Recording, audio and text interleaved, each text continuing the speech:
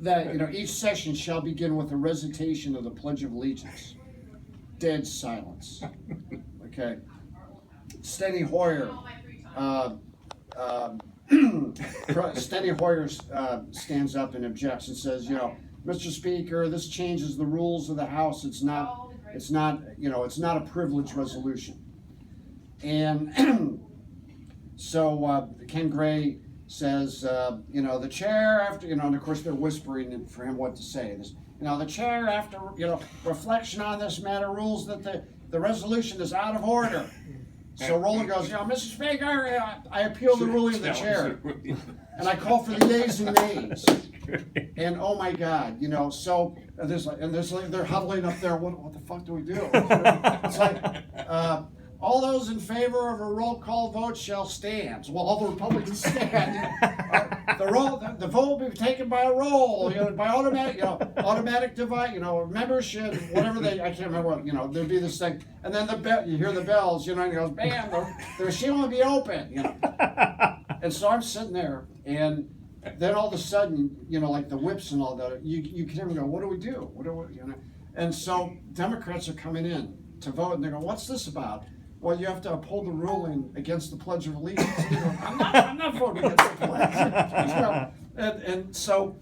And literally Jim Wright was down in the corner, and I heard him say, God damn, that was smart. Really? Yeah, God damn, that was smart. And then I could hear, so they did their robocall, that goes to every office. This is the House Democrat Leadership Office. All members should immediately return to the floor and vote no. Vote to sustain the ruling of the chair, and so that the Pledge of Allegiance will not be said.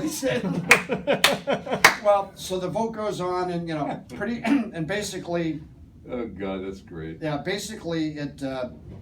We lost, but we were winning, and there were a bunch of Democrats. So the roll call on upholding the chair. But what the Democrats did, you could see them. They'd print out the vote list, and they're handing them out, and they're going over. Okay, change your vote. You've got to change your vote.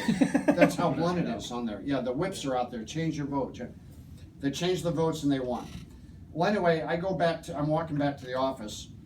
Figured out, no biggie. Well, I could hear like a commotion as I'm coming down the hall. Like our phones were ringing off the hook because people were calling in all over the country. And then like I barely am back at my desk, and Roland's like calling me saying, "Come back here. I'm doing a press conference." He's doing a press conference at, to the national press.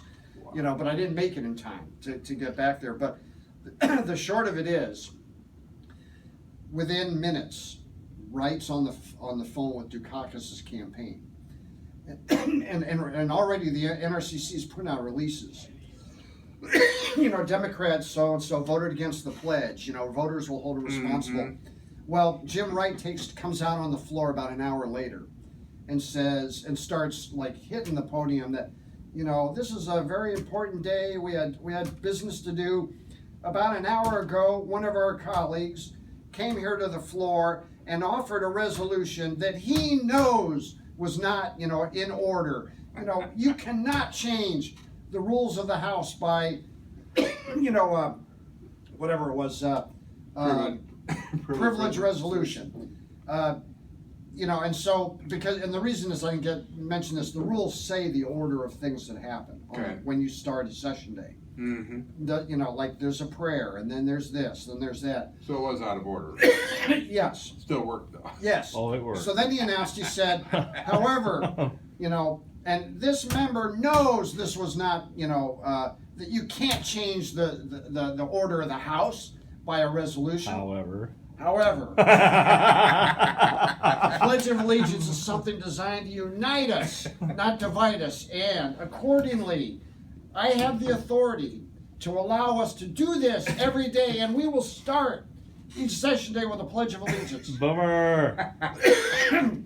So then, and everyone, they give him a standing ovation, both sides, Okay, so then, later that day, like Roland's on the floor, and a page comes up and says, the speaker wants to see you.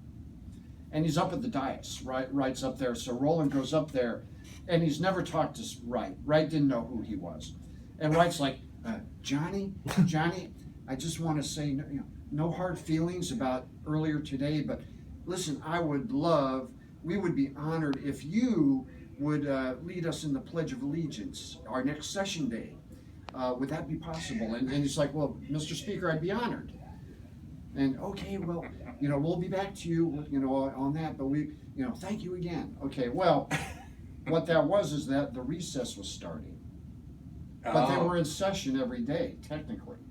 So Roland had to fly back, he had to go to Connecticut for the Labor Day recess, then come down there to open the House with like 3 members on the floor as they do the, fuck them. He's like, yeah, I want you to do the pledge. It's like, so Roland, and now we put a release out, Roland to lead House and pledge, and of course the Connecticut reporters are all there, there's like no one on the floor, but Roland's there, That's